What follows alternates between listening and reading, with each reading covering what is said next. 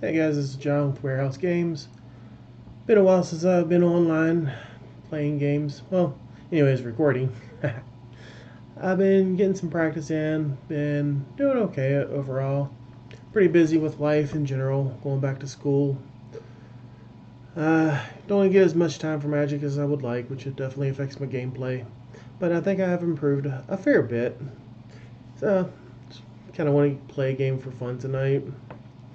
I'm currently in a league, currently 0-2. Let's make that 1-2. I hope COVID finds you guys in good health and keeping up with everything. Alright, I rolled a 1, they rolled a 6. Some of my focus is to talk out loud. I don't really care much for this hand. 2 Spirit Monkeys and a Serum Vision is not going to get me that far. I'm going to mulligan this.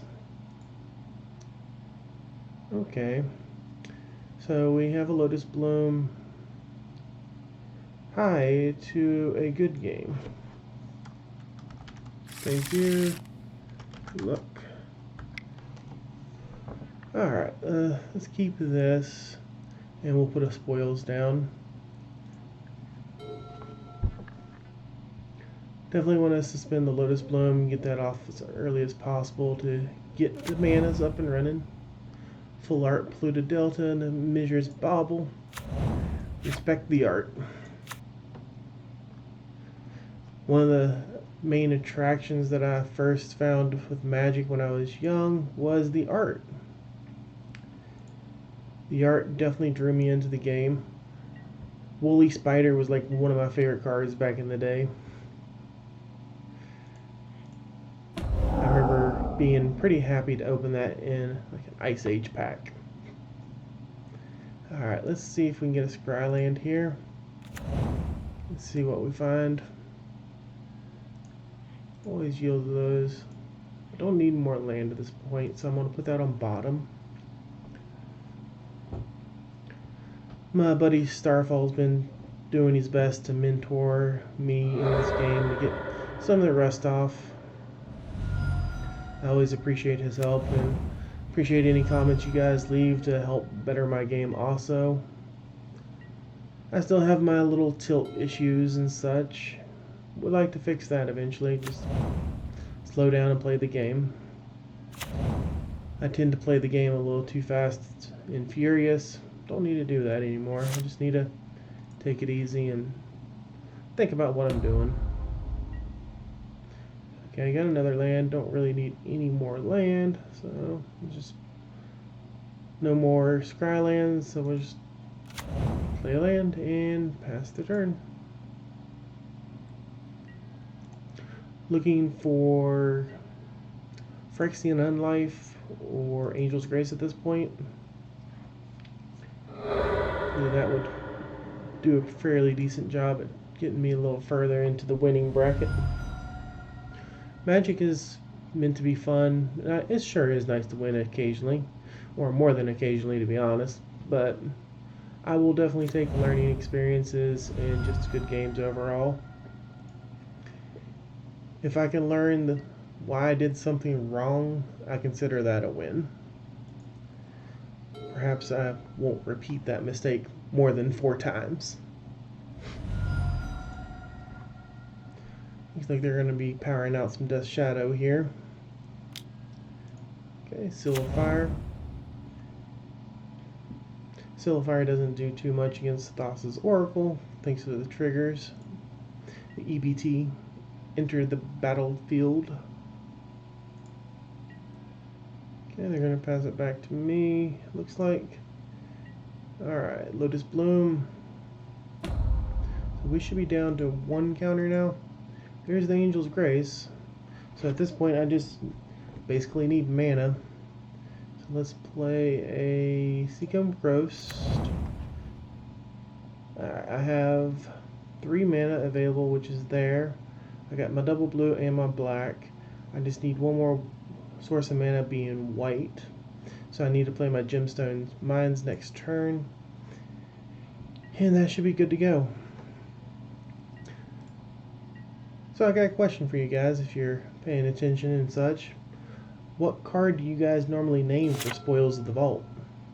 My one buddy said it's a prerequisite to have a cool name to name for Spoils of the Vault. He prefers Savage Beatings.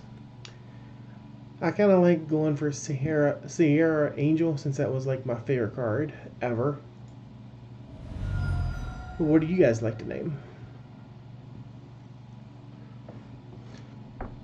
Okay, they just hit me for 2 damage with Seal of Fire. That doesn't seem very advantageous.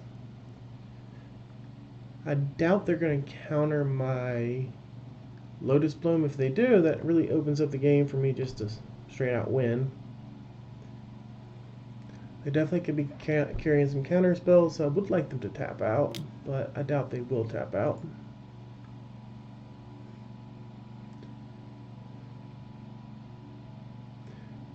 Let's see, Delirium, if they're...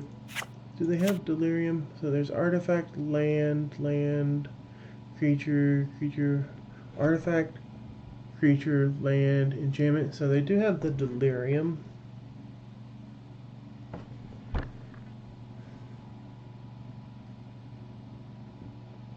So they can get a creature or a land.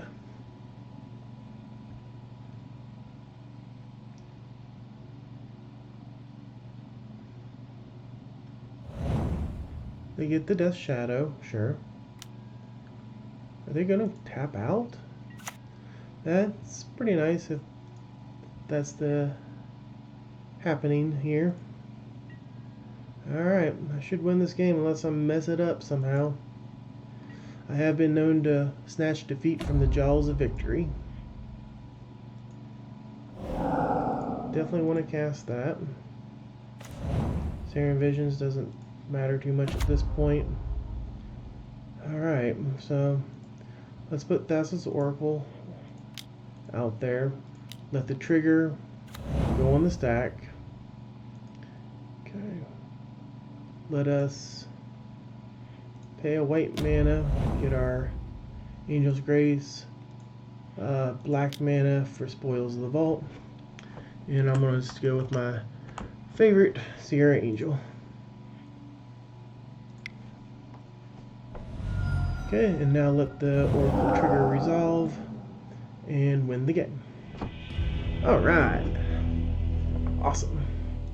Begin sideboarding. We are against Death Shadow. I would like the Veil of Summer. They tend to have a lot of disruption. I kind of like the Echoing Truth because they may go all in on the Death Shadow and Tamir Battle Rage. If they do that, then I can get them with the just bounce that back to your hand. Also, it might just be good if they bring in some type of sideboard card that I'm not currently thinking about. Now that I'm thinking about their sideboard, what would they bring in that would be good against me? Obviously, more hand disruption, so the Veil Summers are sweet. Spell Pierce could be a decent card here, but I kind of have a hard time making cuts. So I'm gonna take out 2 Slights and a Spoil. I still got 2 cards to trim. Kind of like to leave my mana excels in. Let's trim a Serum Visions and maybe 1 Pentad Prism. Might be getting a little risky there by cutting that though, but we'll try it. Trial and error. That's one thing I do need is to learn more about sideboarding. Perhaps if I don't have the time to do it, which I should make the time to do it, is to learn my sideboard and to perhaps watch better players at the game than me and the decks that I am interested in and see what their sideboard guides look like. I know a lot of streamers and professionals and so forth, like the grinders, like to do sideboard guides and stuff for their channels. Like Sodak comes to mind. He has a great dredge primer. Alright, let's get down to business. Let's get down to business. Defeat the Hun. I'm going to mulligan this. There's really no land here. I would have to discard the Spirit Guide to get started with the... not interested in all that. Alright, looking at a one land hand again. Don't care much for the one landers. I would like to go...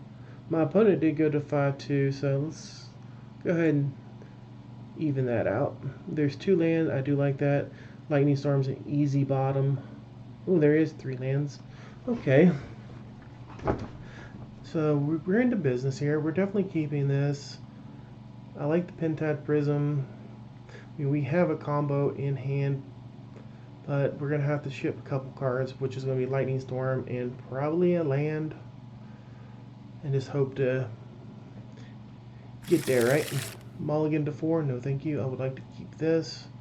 I need to put 2 cards down. My opponent kept 5, it looks like. Lightning Storm, that's an easy one. I think it's going to be Plains. So I can lead with the Temple of Deceit for the Scry. Seacombe Croast into Pentad Prism. Don't have any access to sideboard cards currently, but that's fair. Going to 5, definitely fair.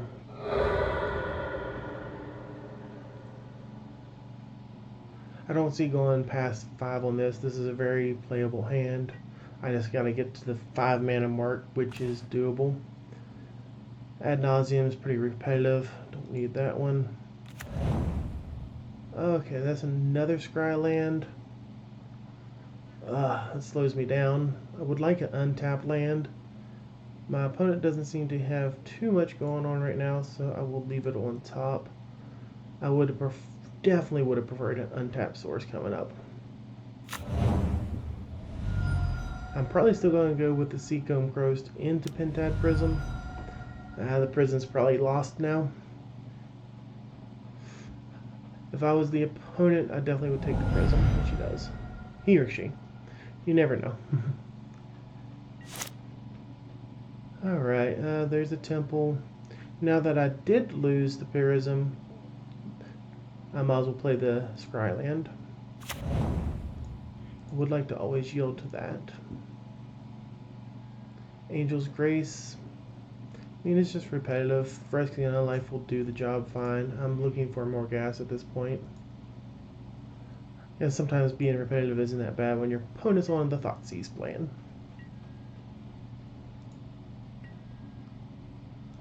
Next turn, stick this Unlife, get the 5 mana. Roll Shambo.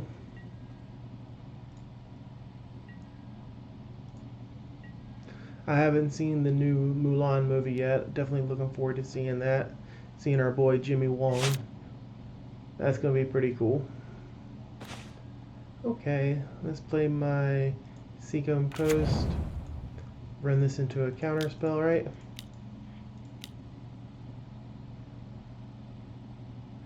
Do they have the counter spell? There's the denial. Okay.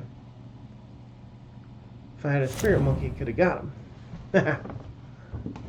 That's alright. If I get to 5 mana, it might just be value Ad Nas. Let's go ahead and yield through this turn, and we'll yield through their turn also. I don't like clicking as many buttons if I don't have to. Okay, there's a Thoughtseize that takes my value Ad Nauseam that I was considering. I would have gladly paid a few life to get a few extra cards and hopefully just assemble my engine. I have 4 lands in play, 1 in hand. That's enough to cast Ad Nas, which still might be on the menu. Okay, reveal their hand. There goes the other Ad Nas. No value Ad Nas to be had. Alright. Chunks of 5. Moto. Alright, let's yield through this turn. If they go to Thoughtseize me or to rest me again with a Brutality or something similar, definitely going to just fire off the Ad Nas. At this point, I would need a mana source and a Angel's Grace. that is a very short clock to be asking for all that. But it is possible.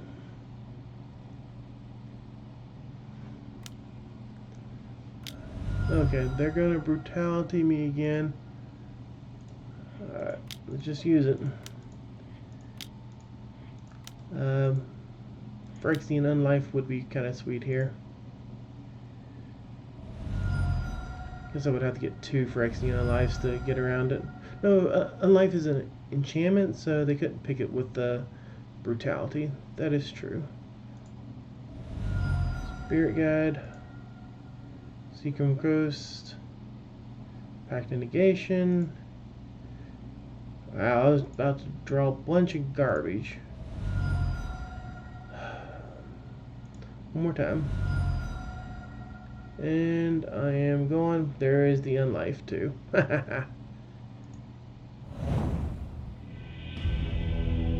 Close. Alright. Let's shave one of the Echoing Truths again. Maybe shave both of them and just do the Spell Pierce route. Spell Pierce protects my hand. And we just have to kill them before they Death Shadow me out of the game. But I accept. Feels good to be back on this side of the stream. Or just video recording, I guess you would say. I'm sure there are some ad nauseum players cringing watching me play this, but it's fun. Okay, so we have a Spoils and an Oracle. We have no way of protecting. Serum Visions should be fine here. I'm going to keep this. I want to lead with City of Brass. Actually, let's lead with a Temple. If they Thoughtseize, then whatever I get off of Serum Visions, they're not going to be able to take that at least. And might hedge against it a little bit. Definitely just leave that on top. And now I regret not playing Serum Visions. That would have gave me my Lotus Bloom suspend the turn I would like it. But that was not the card I was thinking of. That I figured I'd draw like Angel's Grace or something, and then they'll be like, "Thank you, I'll take that card." Street Wraith, I like the design on that card a lot. I am a fan of the Death Shadow builds. I think I like the Jund and Mardu versions a little more than I do the Grixis versions, but I guess that's just my playstyle. Alright, Inquisition, so you can have your pick, bud. I know I'm getting my Mana Excel next turn, which is cool. Should be alive long enough to use it. And then again, I could be dead wrong. Spoils. Okay. That's decent.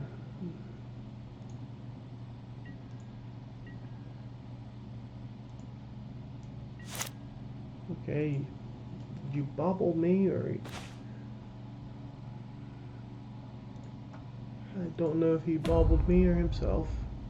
So that's a suspended card. Let's see what I draw off of this before I play anything else. Pact Negation. I do like the Spoils again, so I'm going to put the Spoils on top and I'm going to put the Slicks on bottom. And let us go with City of Brass. Learned a few cool little tricks when Starfall was helping me out about Pact Negation and Teferi. Like if Lotus Bloom's coming off the stack, at the same time you're going to pay for your Pact, just order it to where the Pact goes on first, followed by the Lotus Bloom, so you can use the Lotus Bloom mana to help pay for the Pact, which is very decent. that was very relevant in one of the games that I did lose. Okay, that is down to 2 counters. There's my spoils. Let's play a gemstone mine. At this point, just looking for Angel's Grace or Unlife.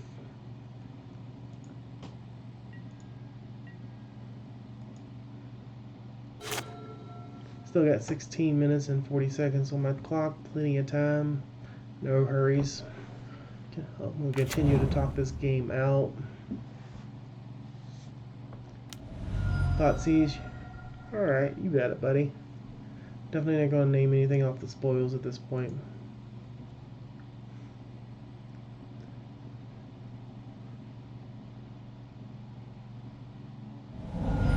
Alright, second spoils down.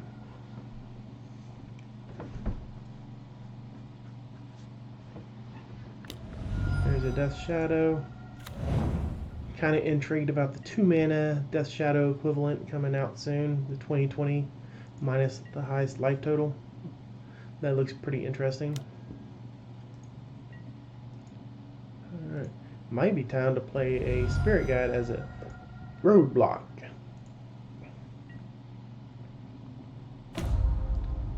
Alright, City of Brass, not very helpful. I'm going to play it. I'm going to play this Spirit Guide as a roadblock.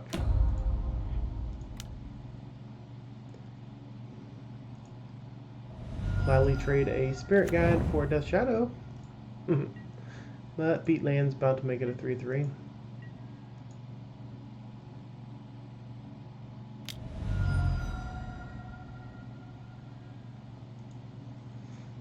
Termaggoyf is still a good creature.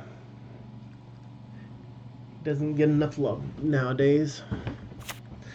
Poor little Goyf. Ach, run! Ach, Hans, run! It's the Lurgoyf. I mean, if I wanted to, I could pack that since that's the last counter, but really no reason to. Just to protect Athos' Oracle? Nah. They've had a lot of hand disruption, considering we both went to 5 cards. But that is the power of a Jund style build. It's very repetitive with its threats and its capabilities of disruption. It has good creature removal, it has good hand disruption. Really dig some Jund. Alright, I take 8 here. That's fine. I'll save Spirit Guide for one more turn. Alright, now Spirit Guide has to do its job. Oop. What are we doing here?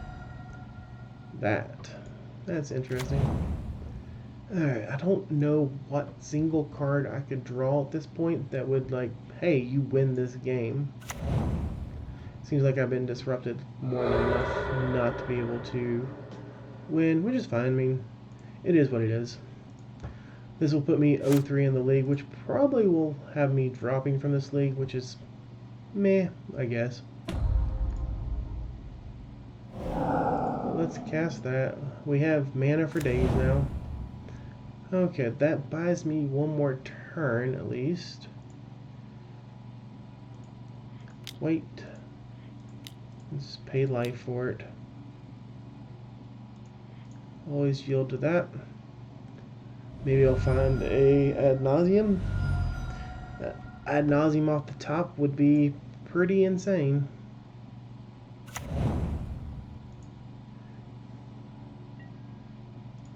I do have a Pact of Negation still, which is kind of fun. I have the man to pay for it too. Alright, so they attack me, they put me to negative, then I start my infect.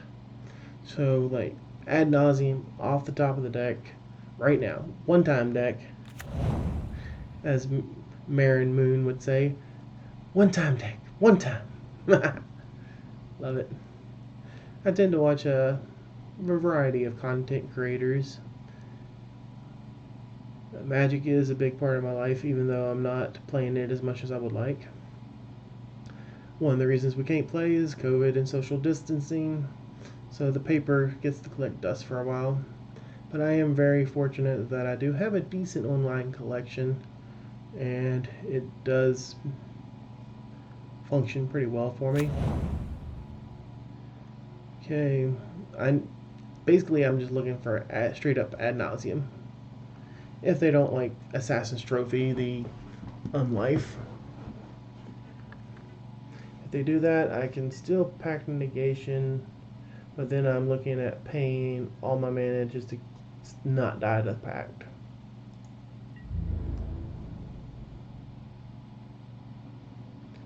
Alright, you got it, buddy. It is literally going to be Ad Nas, or I will be conceding the game. I don't think that's too early to say concessions there. There is the Assassin's Trophy. Let's pack negation. Are they going to stub it?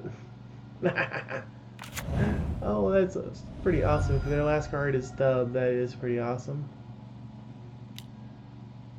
Is that just straight up counter spell? Counter that spell instead? That is awesome. GG's, my friend.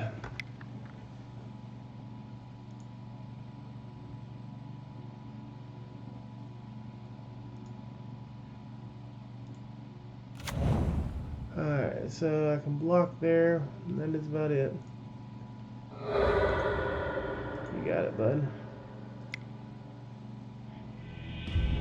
Alright, that was cool. I enjoyed watching Jund Shadow do its thing.